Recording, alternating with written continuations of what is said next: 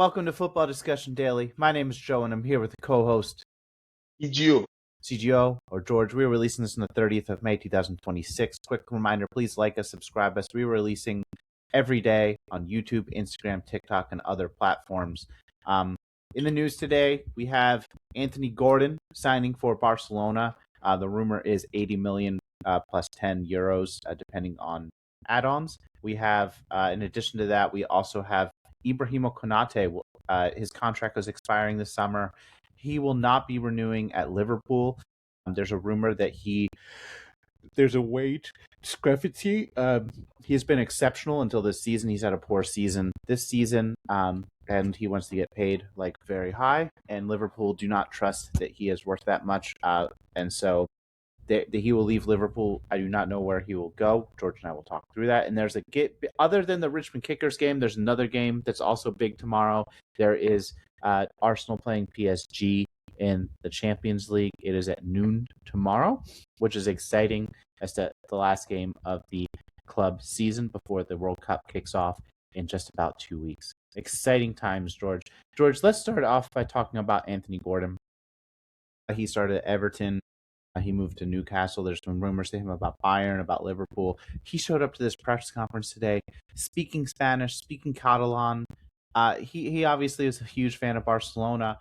I doubt Anthony Gordon's quality.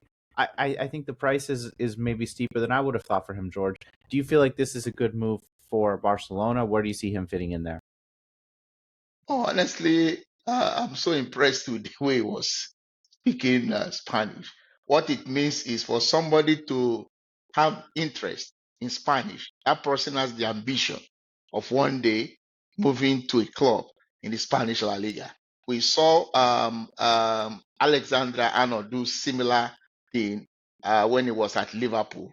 That was part of the reason why a lot of Liverpool fans were angry with him, because they thought he was fully committed to the club.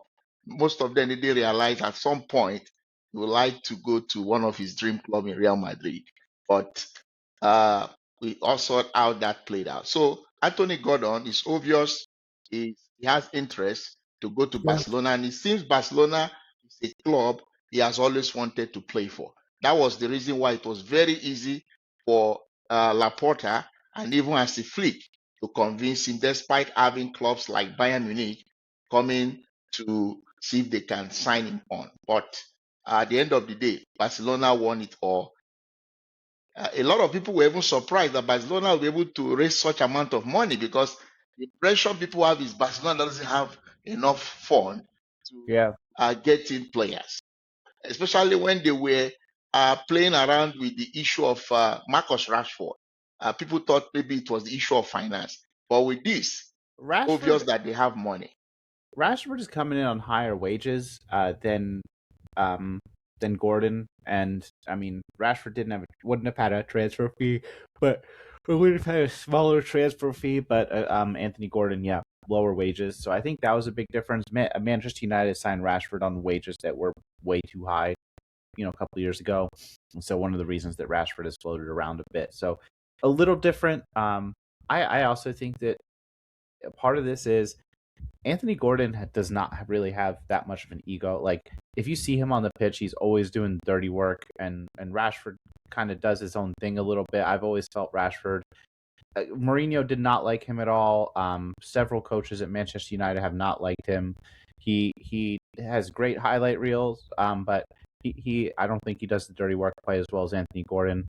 Anthony Gordon is a coach's player. He's a guy who, again, he does not care if Yamal gets all the goals. He does not care if Rafinha gets all the goals. Anthony Gordon will do whatever it takes for the team, and I think that coaches really like that. Eddie Howe really liked that at Newcastle, and I think that that's a player that that is kind of underrated by fans for that reason. His goal numbers are not exceptional, which is why his move is surprising, but Barcelona have two amazing wingers, and getting a third guy in there who can fit in, backfill anywhere on that front line is just huge for them tactically with the amount of games these players are playing, because Barcelona, again, I think it's an exceptional move for them. I just question the money, whether it's worth the money is worth it. Anthony Gordon is worth that money, but I think it's a great move for them.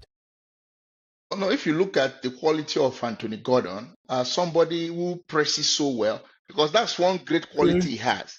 He presses so well. He takes advantage of the space and the speed he has to press. And you see, he plays for the team. And like you said, sometimes when you look at the number of goals, you might try to underestimate what he's capable of doing. But that guy plays for the team. He doesn't play for himself. And when a player is very hardworking, a ball winner, most coaches always love such kind of players, because if you look at teams like PSG, that's one thing a coach like Luis Enrique requires from a player: ability to press. And that's one quality we see in Anthony Gordon, which is one of the things that has captured the attention of Barcelona before they came to sign this guy. So I feel he's going to do very well at Barcelona with the kind of quality he has. He's a different kind of winger than Yamal um and Rafinha. Like again, unlike, he has more pace than either of those guys. He does press a little bit better. He's not as individually skillful with his feet, but he doesn't need to be. Again, he's a workhorse, and again, it just brings something different. And Hansi Flick, I think, has a clear vision for how he wants this Barcelona team to perform, and I think has done exceptionally well. I've been very surprised at Hansi Flick's success there, given the state of the Barcelona squad a couple years ago. Lewandowski is leaving, which frees up one of the biggest wage bills on their team. So is Rashford, also one of the biggest wage bills on their team. They have, I think, the best midfielder under 25 in the world in Pedri. So I think that the Barcelona future is very, very bright. I think that they're just, a very fun team to watch. One good plus for Anthony Gordon is he can play as a false nine, can play from the wings, and a utility player like that works so hard, the workaholic. Definitely, any coach would like to have such a player in their team. So kudos must go to Barcelona for making sure they seal the deal even before the World Cup. Let's move on, George, to Ibrahima Konate. It was announced, not officially, but by several club guys who tweet basically club stances, that Ibrahima Konate and Liverpool contract talks have broken down, and they've mutually agreed Ibrahima Konate has become a free agent. A year ago, this would have been unheard of. Konate has had a very poor season. He was excellent last season. He was a big part of Liverpool. Were basically 2 goals away from winning 4 trophies in 21-22. Very close to winning 4 trophies. Konate played almost, it was exceptional that season, and he's been great in the couple seasons in between. He had a poor season this season. There's rumors that he wanted basically to be one of the highest paid defenders in the world, and after last season, he might have deserved it. After this season, I can see Liverpool's reluctance to pay him that.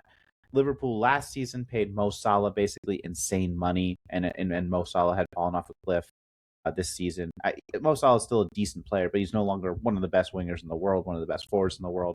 And so Liverpool's a little reluctant to pay him, the 250, 300, 350K that I think Konate really wants. I don't think Konate is going to get that from on the open market. But Liverpool also paid Gravenberch and Gakpo after very poor seasons. And so Konate, I can see saying, why aren't I getting paid? So it's a very complicated situation. I think that Konate might have overplayed his hand a little bit. Same with Liverpool. It's a bit surprising for me that they can't come up with something. I think Konate wants to stay. But George, do you think he is going to reach the heights that he did the couple seasons before this season? With what happened this season that just ended, I think it won't be, it's not justifiable for such a player to make requests for an increase in wage, because you ask for more increase when you've performed very well. This season, I think is the poorest I've seen Ibrahima Konate in Liverpool's jersey. He's a player that has been very, very good. That he has complemented Virgil van Dijk very well in the defense of Liverpool. In short, the defensive solidity of Liverpool in the past is as a result of a player like Ibrahim Konate. But this season that just ended, I think it was just a shadow of himself. And coming to ask for increase, I don't think any club will be that convinced to increase the salary of such a defender. And one thing Liverpool is looking at, remember they've signed a guy called Jeremy Jacquet, who is coming from France, but I think his contract is to start in June. So I feel maybe a young defender like that, I think they are more hopeful that that will be a very good replacement for somebody like Konate, who is already 27. Jeremy Jacquet. 27 is not old for a center back. 27 is not something you plan for a future for a center back. They just had Virgil van Dijk, who's 34 years old, play every single minute of the season. You don't say, oh, the guy's 27, let's go out his replacement. And Jeremy Jacquet, I don't doubt that he's a very good player. Liverpool should, ambitious-wise, should expect we want to challenge for the Premier League next year and the Champions League next year. And do you really bring on next to you have a 35-year-old Van Dijk who cannot play. He was the oldest player ever to outfield player ever to play every minute in the Premier League last year, and he was a good player. Don't get me wrong, but you can't expect him to do that year after year after year.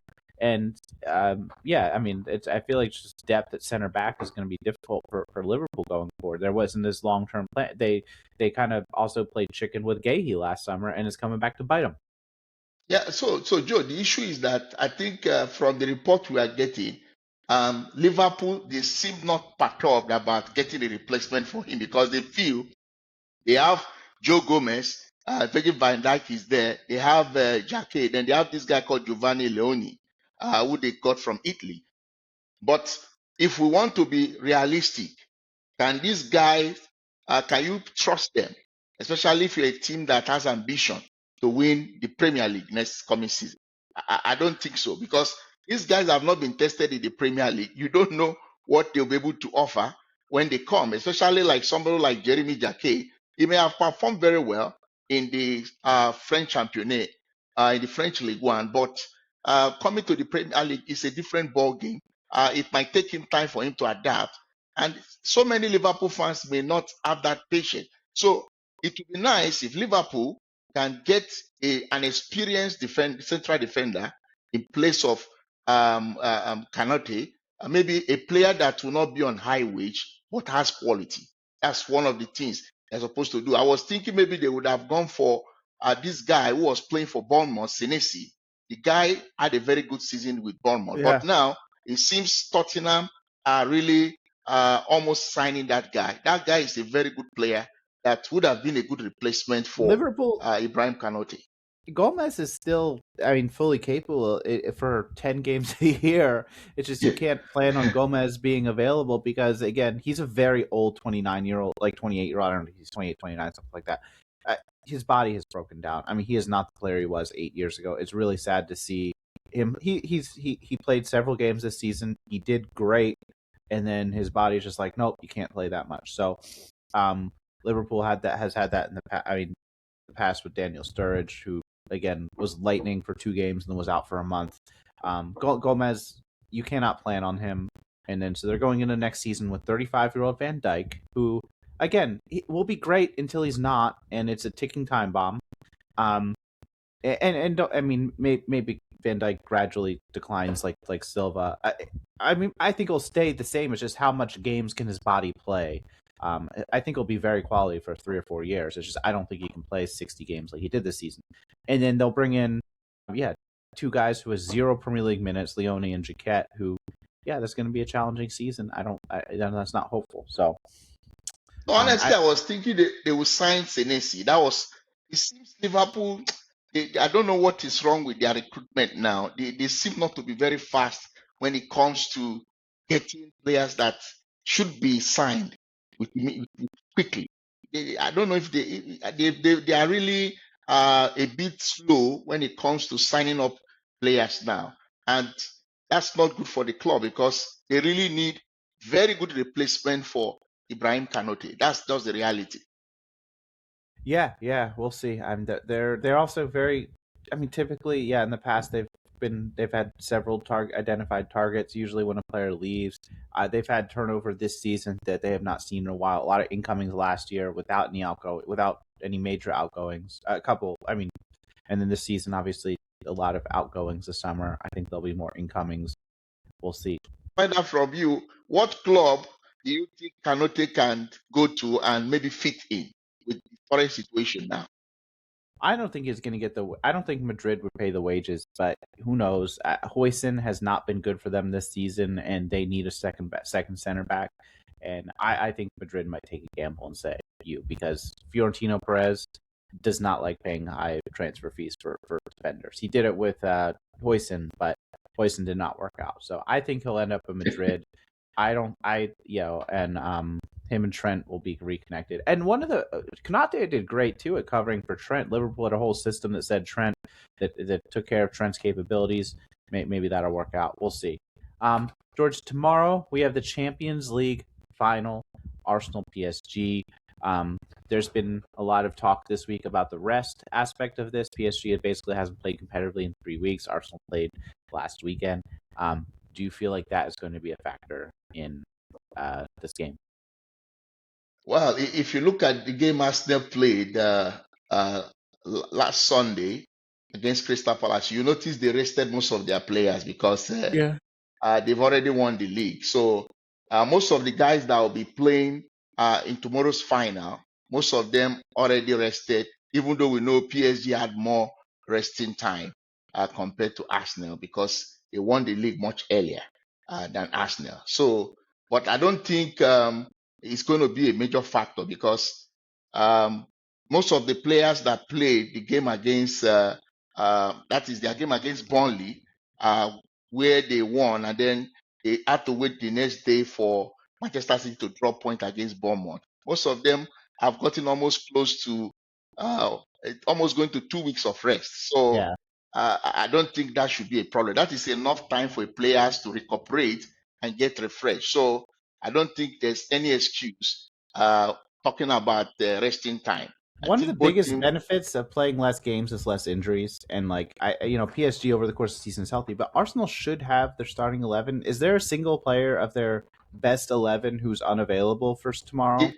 The only person that is not fit for tomorrow's game for both sides is just Ben White, and Ben White is not. Ben White is not in It's their not. best 11. Yeah, it's not the best 11 because Jure Timber is back and is He's a poised to better play. player. He's poised to play in the final tomorrow. So I don't think any of the teams have excuse. Ashraf Hakimi is back from injury for PSG.